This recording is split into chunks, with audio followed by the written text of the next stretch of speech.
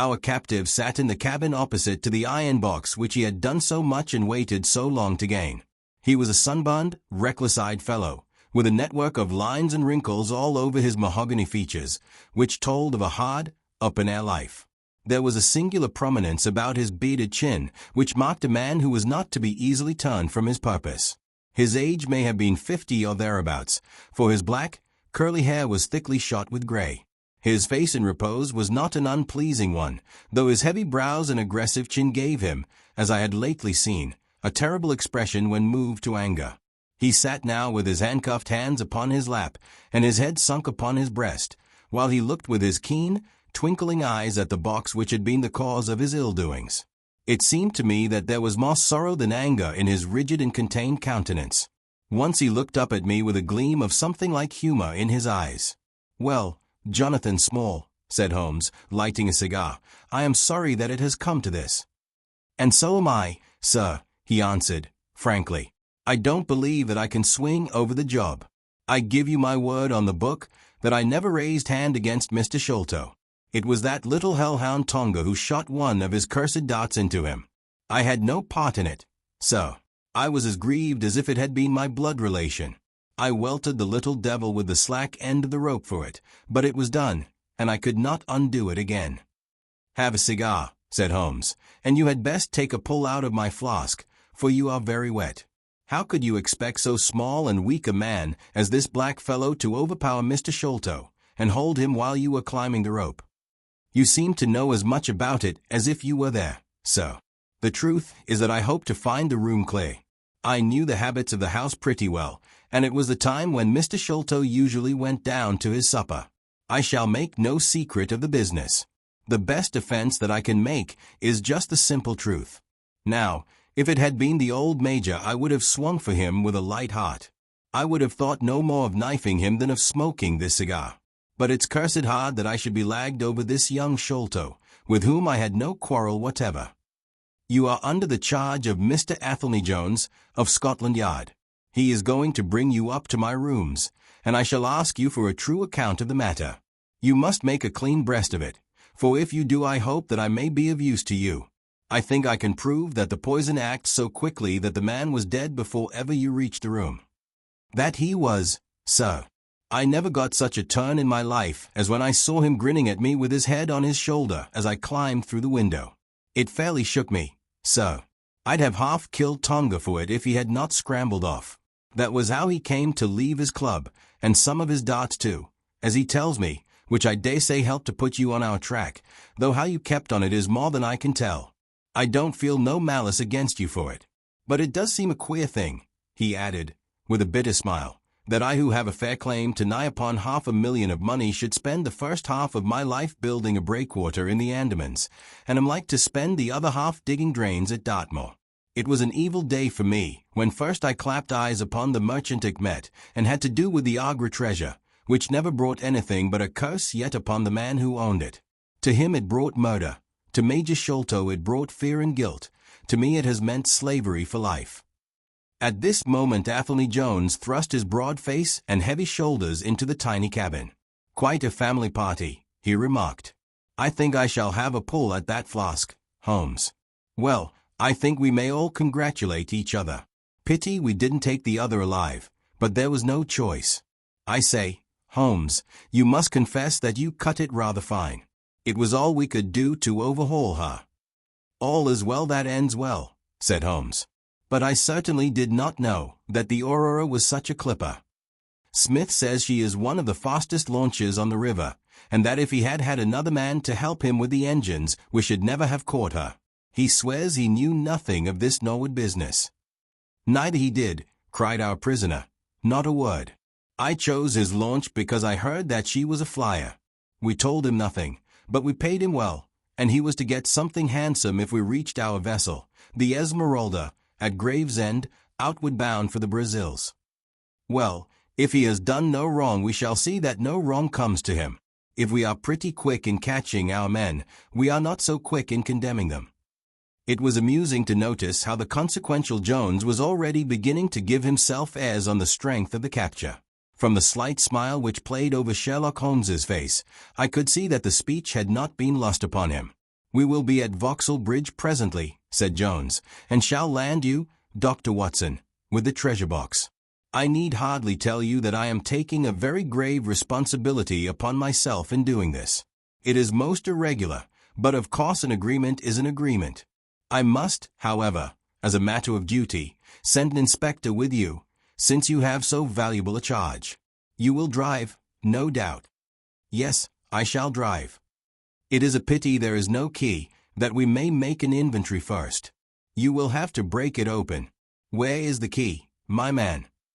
"At the bottom of the river," said Small, shortly.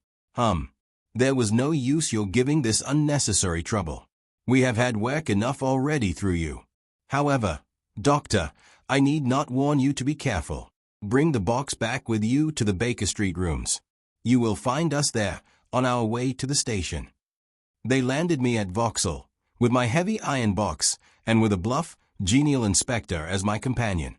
A quarter of an hour's drive brought us to Mrs. Cecil Forrester's. The servant seemed surprised at so late a visitor. Mrs. Cecil Forrester was out for the evening, she explained, and likely to be very late. Miss Morstan, however, was in the drawing-room, so to the drawing-room I went, box in hand, leaving the obliging inspector in the cab. She was seated by the open window, dressed in some sort of white diaphanous material, with a little touch of scarlet at the neck and waist. The soft light of a shaded lamp fell upon her as she leaned back in the basket chair, playing over her sweet, grave face, and tinting with a dull, metallic sparkle the rich coils of her luxuriant hair. One white arm and hand drooped over the side of the chair, and her whole pose and figure spoke of an absorbing melancholy. At the sound of my footfall she sprang to her feet, however, and a bright flush of surprise and of pleasure colored her pale cheeks. "I heard a cab drive up," she said. "I thought that Mrs. Forrester had come back very early, but I never dreamed that it might be you. What news have you brought me?" "I have brought something better than news," said I, putting down the box upon the table and speaking jovially and boisterously, though my heart was heavy within me. "I have brought you something which is worth all the news in the world. I have brought you a fortune." She glanced at the iron box. "Is that the treasure, then?" she asked, coolly enough. "Yes, this is the great Agra treasure. Half of it is yours and half is Thaddeus Sholto's. You will have a couple of 100,000 each. Think of that. An annuity of £10,000. There will be few richer young ladies in England. Is it not glorious?" I think that I must have been rather overacting my delight, and that she detected a hollow ring in my congratulations, for I saw her eyebrows rise a little, and she glanced at me curiously. "If I have it," said she, "I owe it to you." "No, no," I answered, "not to me, but to my friend Sherlock Holmes. With all the will in the world, I could never have followed up a clue which has taxed even his analytical genius. As it was, we very nearly lost it at the last moment." "Pray sit down and tell me all about it, Dr. Watson," said she. I narrated briefly what had occurred since I had seen her last, Holmes's new method of search, the discovery of the Aurora, the appearance of Athelney Jones, our expedition in the evening, and the wild chase down the Thames. She listened with parted lips and shining eyes to my recital of our adventures. When I spoke of the dot which had so narrowly missed us, she turned so white that I feared that she was about to faint. "It is nothing," she said, as I hastened to pour her out some water. "I am all right again." It was a shock to me to hear that I had placed my friends in such horrible peril. "That is all over," I answered. "It was nothing. I will tell you no more gloomy details. Let us turn to something brighter. There is the treasure. What could be brighter than that?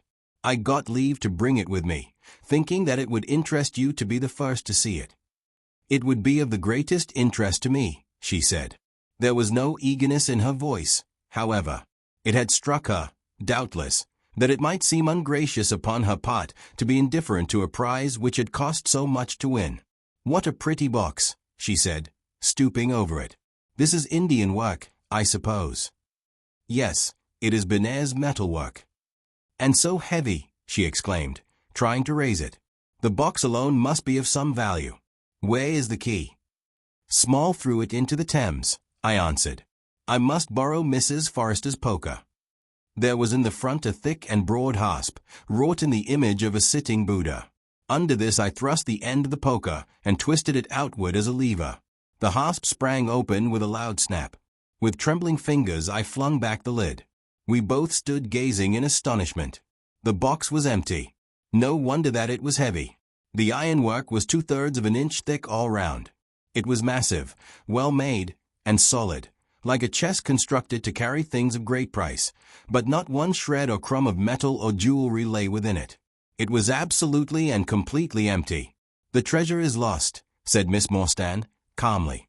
As I listened to the words and realized what they meant, a great shadow seemed to pass from my soul.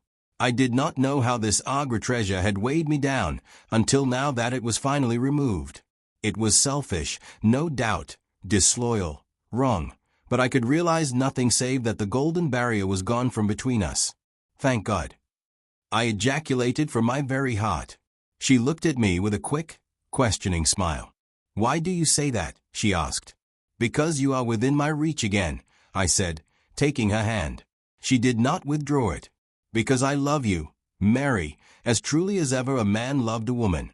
Because this treasure, these riches, sealed my lips. Now that they are gone I can tell you how I love you. That is why I said, thank God." "Then I say, thank God, too," she whispered, as I drew her to my side.